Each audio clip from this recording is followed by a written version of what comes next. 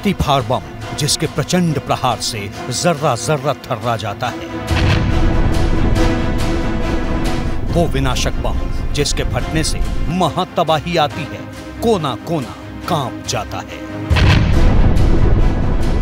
इंसानी जिस्म को शीशे की तरह पिघला देने वाला वो परमाणु बम जिसकी मारक क्षमता से दुनिया 78 साल पहले साक्षात्कार कर चुकी है, जिसकी चोट से 7 दशक बाद भी जापान कराह रहा है।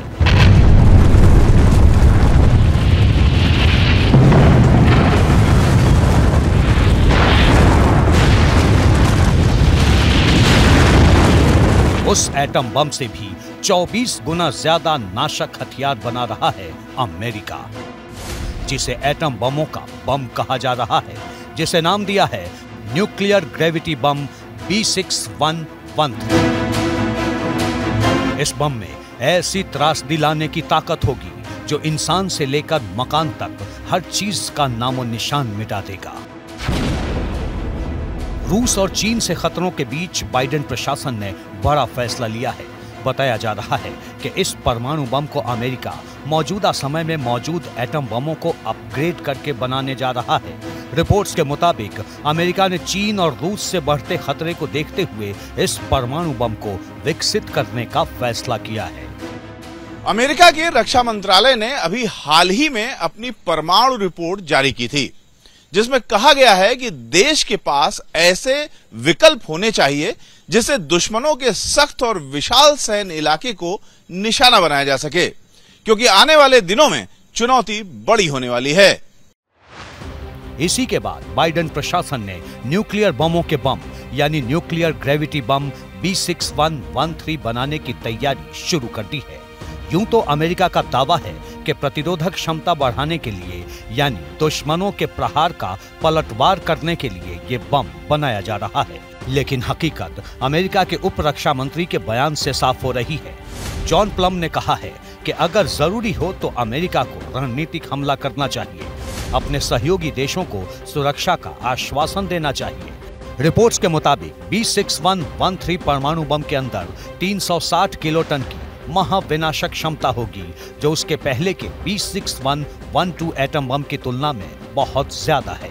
इससे कितनी तबाही आएगी इसका अंदाजा इसी बात से लगा लीजिए कि हिरोशिमा में परमाणु बम विस्फोट होने पर करीब 1.5 लाख लोगों की मौत हुई थी, जिसमें सिर्फ 15 किलोटन TNT के बराबर विस्फोटक था, जबकि नए परमाणु बम में 360 किलोटन का विस्फोटक होगा तो मौत का आंकड़ा 36 लाख तक पहुंच सकता है।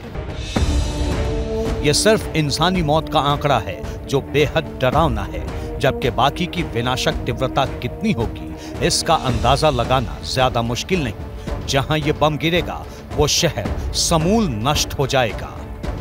जानकारों की माने तो अमेरिका का ये नया विनाशक एटम बम सुरक्षा, सेफ्टी और सटीकता के मामले में पुराने अमेरिकी परमाणु बम B6112 की तरह से ही होगा। अमेरिका इसका उत्पादन 2025 में शुरू करेगा और जानकारों का ऐसा भी अनुमान है कि अमेरिका ऐसे 50 बम बनाएगा। जाहिर है कि इस नए न्यूक्लियर ग्रेविटी बम का इस्तेमाल F-35, F-15, F-16 और B-2 विमानों के जरिए किया जा सकेगा। अमेरिका ने यह ऐलान ऐसे समय पर किया है जब चीन बहुत तेजी से अपनी परमाणु ताकत बढ़ा रहा है। एक रिपोर्ट में दावा किया गया है कि अमेरिका का दुश्मन चीन लगातार अपनी परमाणु ताकत का इजाफा कर रहा है। चीन कम से कम 1000 परमाणु बम बनाने जा रहा है, जिसका सबसे ज्यादा असर अमेरिका पर ही पड़ने वाला है, क्योंकि चीन के महत्वाकांक्षी बादशाह की नजर सुपर पावर की कुर्सी पर है। चीन इतने ज्यादा परमाणु बम बनाकर अमेरिका के खिलाफ आक्रामक रुख अपना सकता है। यही नहीं, रूस के आधुनिक परमाणु हथियार भी अमेरिका और उसके सहयोगी देशों के अस्तित्व के लिए खतरा बन सकते हैं, क्योंकि अमेरिका के प्रलयंकारी एटम बम बनाने की खबर के बीच रूस के राष्ट्रपति ने बड़ा फैसला लिया है।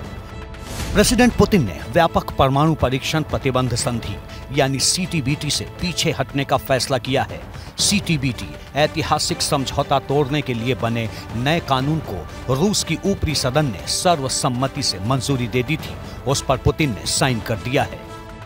व्यापक परमाणु परीक्षण प्रतिबंध संधि यानी सीटीबीटी 1996 में लाया गया था। सीटीबीटी की संधि सभी तरह के परमाणु विस्फोटों पर प्रतिबंध लगाती है। इसका मकसद दुनिया में कहीं भी किसी भी तरह के परमाणु हथियारों के परीक्षण पर रोक लगाना है, लेकिन यह संधि पूरी दुनिया में कभी भी पूरी तरह से लागू नहीं हो सकी। हालांकि भारत, पाकिस्तान, चीन, उत्तर कोरिया और इजराइल जैसे देश इससे बाहर थे, लेकिन अब रूस भी इस संधि से निकल चुका है।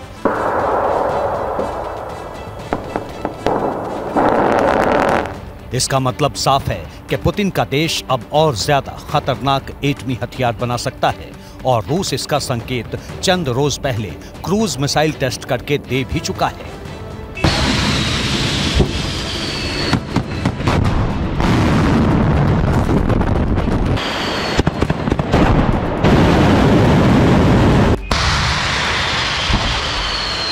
इन सब के बीच रूस ने ऐसे बारूदी ब्रह्मास्त्र के साथ युद्धाभ्यास किया है जो हिरोशिमा मार्का बम से कई गुना ज्यादा तबाही मचा सकता है।